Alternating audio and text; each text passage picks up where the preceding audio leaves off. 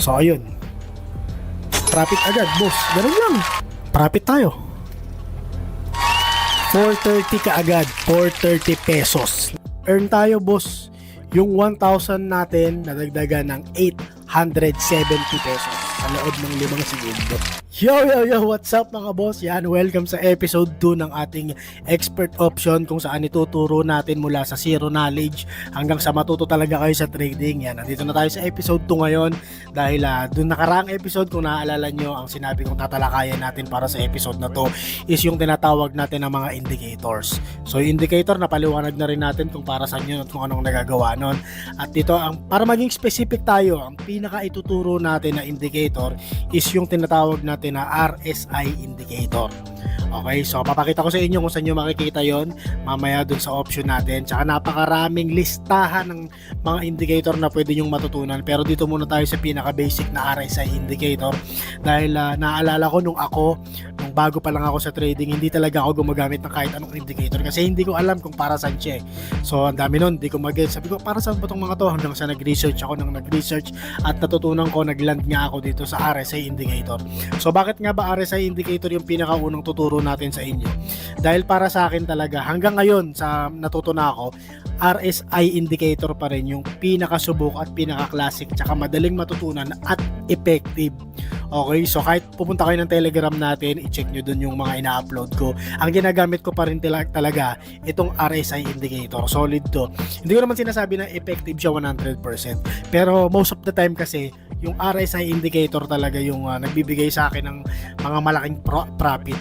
At saka kung kukumpara mo sa ibang mga indicator, sa kanya talaga ako mas tiwala at saka napakadali niyang matutunan. Ayun, at bago nga rin pala tayo magsimula pala, gusto ko munang i-introduce yung demo balance din sa inyo para sa hindi nakakaalam dyan. Pero pinaliwanag na natin yung last episode. So, mas maganda rin yung training ground para sa mga bago. So, syempre, pag sinabi natin demo balance, is hindi ka talaga niyan mababawasan ng pera. Dahil parang play money siya na binibigay ng expert option para makapag-training ka hanggang maging ready ka sa pagte-trade. Pero, ang masasuggest ko talaga, kung talagang desidido kayo at gusto nyong matuto ng trading, matapos siguro mga ilang araw kayo sa demo balance, tumawid na agad kayo sa real money. Bakit kamo? Kasi sa real money, doon ka talaga matututo. Doon ka matututo ng disiplina kung paano talagang doon ka masasaktan kapag nagkamali ka ng trade. Pero syempre, doon ka na rin makaka-profit kasi mamaya mapataas mo yung pera mo sa demo balance. Tapos ang iisipin mo lang, di sana nag-real money na lang ako, magkano na yan.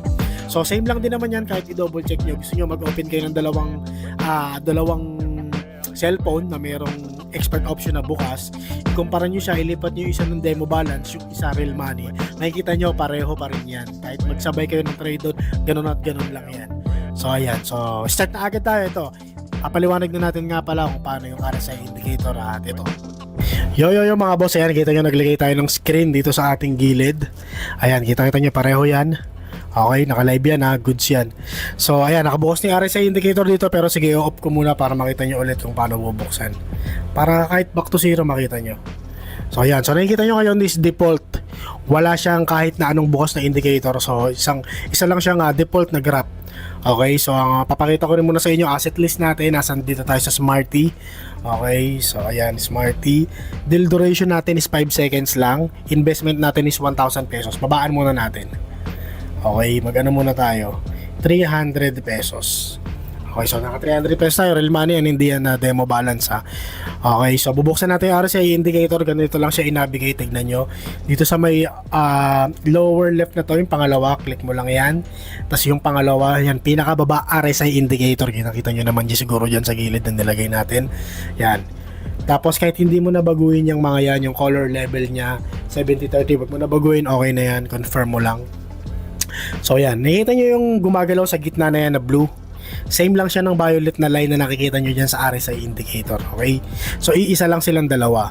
So ang RSI indicator lang is magbibigay lang siya ng signal kung pataas or pababa ang wave. Pero hindi siya accurate all the time, guys. Papaliwanag ko lang, risky pa rin siya. Pero mas malaki, mas mataas ang chance niya na correct yung ibigay niya sa atin. So yan, once na yung violet na yan is tumungtong na sa green. So ibig sabihin, yung sinasabi sa atin na RSI indicator is malaki ang chance na tumaas yung wave. Okay, so ganun siya. So ganun din naman, once na tumungtong naman siya sa red, malaki ang chance na bumaba naman yung sa graph. So ngayon, hihintayin lang natin na magbigay ng signal tong RSI indicator, tsaka tayo ngayon magte-trade. Okay, so hintayin natin yung violet na once na mag-overlap siya sa green or sa violet. So tandaan nyo lang, pag sa green, ayan, pag tumungtong siya ng green, malaki chance ang tumaas niya. Ibig sabihin, buy yun. Kapag sa pula naman, is sell. So ayun, profit agad, boss. Ganun lang. Kita nyo, yung 300 natin nagdagan ng 258 5 seconds. Ganun gamitin sa RSI indicator. Okay, so huwag kayo magalala dahil magte-trade pa tayo ng mga 2 beses pa para mas makita nyo. So yan mga boss, punta naman tayo sa trade number 2 natin. So ganun lang ulit, once na tumapak si violet, basta lagi nyo tatandaan na yung violet na nakikita nyo na yan na nasa RSI indicator at yung gumagalaw-galaw na wave sa taas na yan is pareho lang. Okay, once na tumungtong na siya sa green or sa red, so doon na tayo magte-trade. So ibig sabihin naman ng green is kitang-kita nyo naman dyan, madali lang matandaan. Kaya rin hindi na natin binagay yung default sa RSI indicator para hindi na tayo gano'ng malito. So once na tumungtong yung violet sa green, buy. Once na tumungtong naman siya dun sa pula is red. So ayun yung mga chance na binibigay sa atin na RSI indicator, na yun yung signal na hinihintay natin. So dito kailangan lang talaga natin na maging matyaga, kasi may mga time talaga na napakatagal bago magbigay ng signal si RSI indicator, especially sa euro US dollars na asset list. Matagal dito sa part na yan ang sana yung US dollars, napakatagal ng signal na binibigay dyan. Pero dito sa smart kasi medyo malikot talaga yung yung chart niya, kaya mas mabilis tayo makakapagbigay ng signal si RSI indicator. So yan, medyo kailangan tagalan lang natin, hintayin lang natin ng konti. At pag-pass forward muna siguro tayo hanggang magkaroon ng signal. I-speed up ko lang.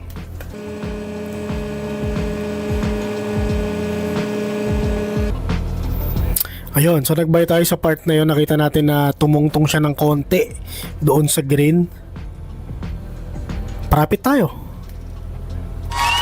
430 kaagad, 430 pesos na dagdag sa ating sa ating cash. Ganun lang siya, boss. Ngayon kung sasabihin mo sa akin komplikado ang trading, nasa sayo na yun. Pero kasi itong expert option, kaya ako rin siya napili, is super madali lang siya, hindi ka talaga mahihirapan. Napakadali niyang intindihin. Lalo't may mga indicator pa. Kung gusto mo nga pag-aralan yung mga indicator, meron din ditong tinuturo sila mismo eh. Yan mga boss, punta naman tayo sa trade number 3 natin. So investment natin is 1,000 pesos na. Yan, kita nyo, dinagdagan pa natin, nilakayan pa natin. At real money yan mga boss, hindi yan demo balance. Ayan, kita nyo dito sa taas. Ayan, real money yan mga boss. So ayan, nagpalago natin yan. Siguro nag-deposit yata ako dyan ng 3,000 pesos. At ayan na siya ngayon, nasa 14.5 na siya. So sige, para maiba naman, lipat tayo ng ating asset list. Dito tayo sa football index. Okay, so pareho lang naman yan asset list. Parang pipili ka lang kung saang, pagpalagay mo siya na channel, kung saang channel ka magte-trade. So yan, dito 5 seconds deal duration pa rin tayo. Hintay lang tayo ng signal niya. Dito kailangan medyo matyaga ka lang talaga, kasi minsan matagal bago magbigay ng signal si RSI indicator. So paalala ko lang nila, investment 1,000, deal duration 5 seconds, RSI indicator ng bukas, nasa football index tayo na asset list. Okay, so fast forward muna siguro tayo hanggang makakita tayo magbigay ng signal si RSI indicator sa atin. So ayun, relax muna tayo.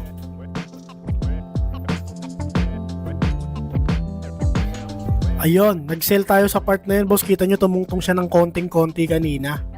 Ayan. Ayun. Earn tayo, boss. Yung 1,000 natin, nadagdagan ng 870 pesos sa loob ng 5 segundo.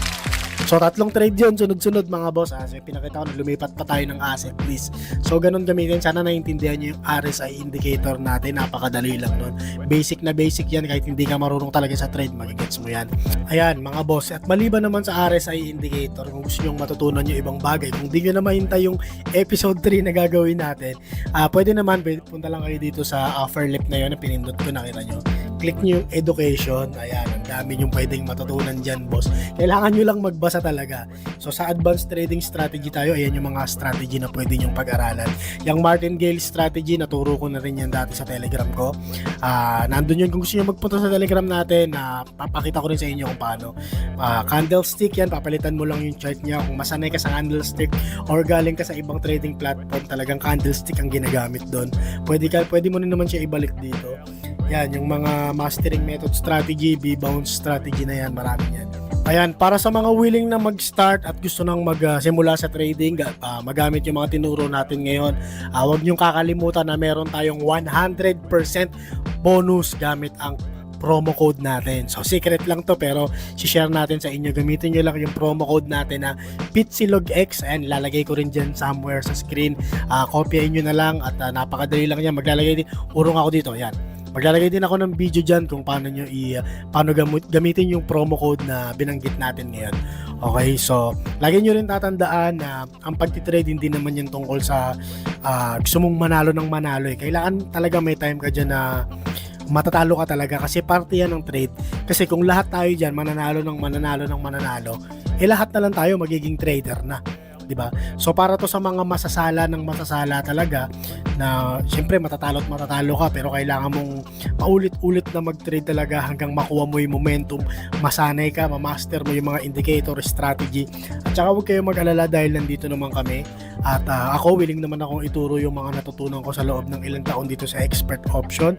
At meron tayong Telegram na ginawa para sa mga ilan na gustong matuto at yung iba talaga doon nakaka-profit na. So may mga time pa nga na gusto nila akong ilibre ng something, padala ng ganito, pagkain, ganyan, pero hindi na natin tinatanggap, pinahayaan na lang natin sa kanila na ma-enjoy nila kasi talagang pinaghirapan naman nila kung nasa na sila ngayon. At malay nyo, bukas makalawa, ganyan na rin kayo. At yun, sana lang magtuloy-tuloy kayo sa pagtitrade at lahat tayo makaprofit. Okay? So yan, magkita-kita tayo sa next video natin at maraming salamat sa Expert Option sa pagkakataon na to, sa mga pagtitrade natin na natutunan natin. Maraming salamat at sa inyo, good luck sa mga trade nyo at magkita tayo next video. Adios!